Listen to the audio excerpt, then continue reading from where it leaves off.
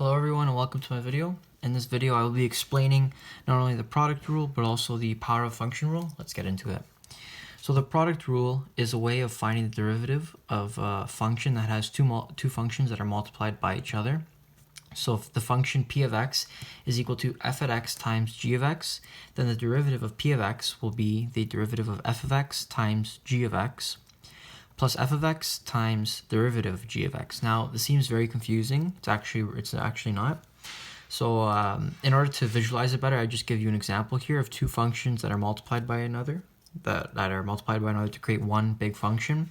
So I highlighted them to separate them. So we have our first function here, and we have our second function here.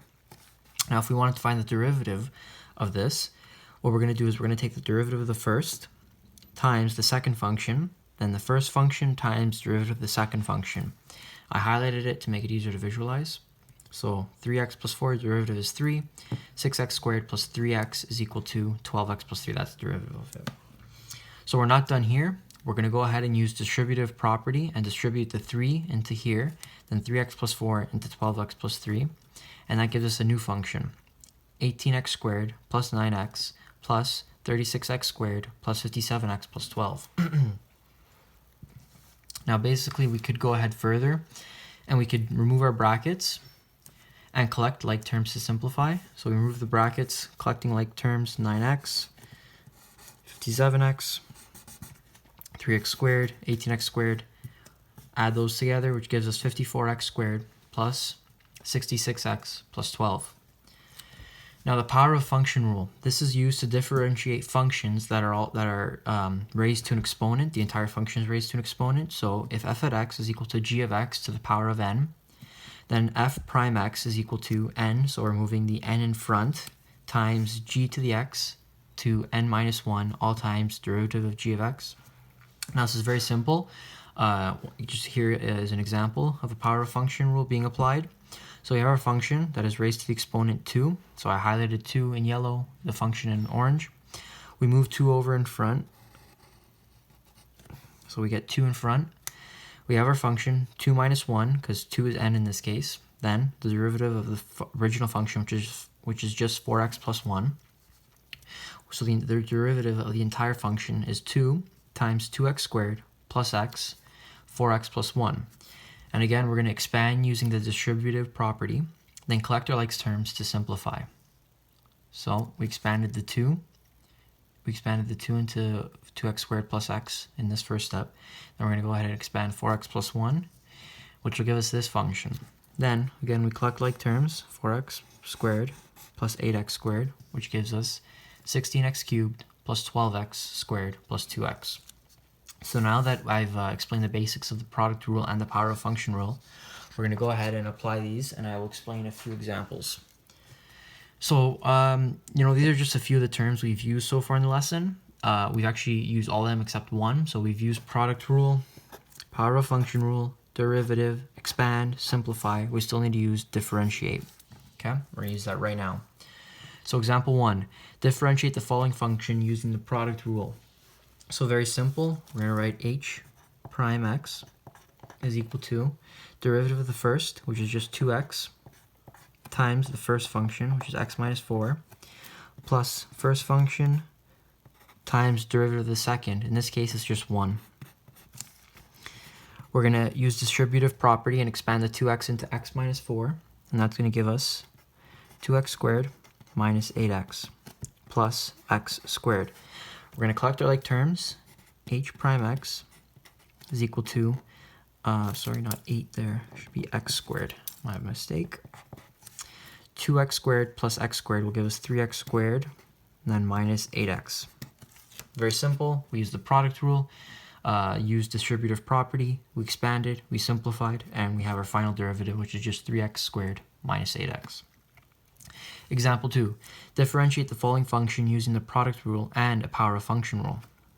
So here we have a function that is all raised to the power of 2, then just a regular function 4x plus 2. So to start off, g prime x is equal to, so again the 2 is moved in front, 3x plus 1. 2 minus 1 is just 1, so we don't have to write anything. Then the derivative of the first, which is just 3, times the second function, 4x plus 2.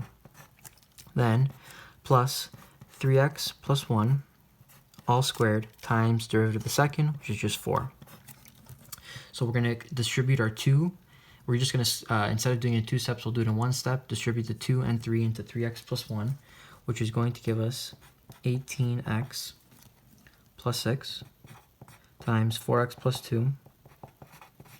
Again, we're going to combine two steps into 1. So expand the 3x plus 1 and the 4, and that'll give us the function 36x squared plus 24x plus 4.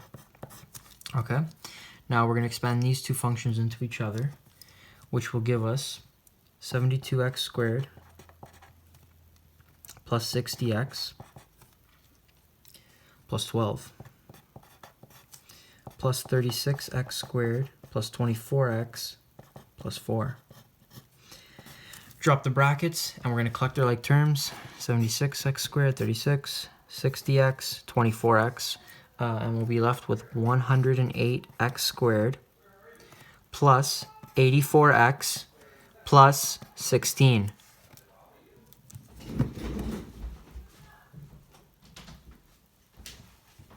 Okay, so that is the derivative of our final equation.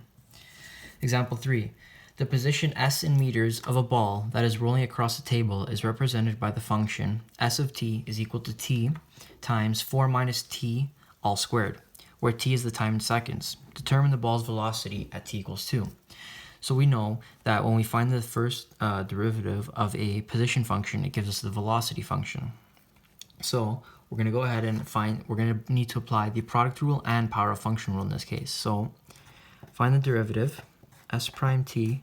So derivative of t is just equal to 1 times 4 minus 2t all squared plus t. 2 gets moved in front. 4 minus 2t. 2 minus 1 is just 1. Then the derivative of the inside is just minus 2. Okay. Now what we're going to do is we're going to take minus 2 and minus 2 and multiply it with each other, which will give us minus 4t. 4 minus 2t.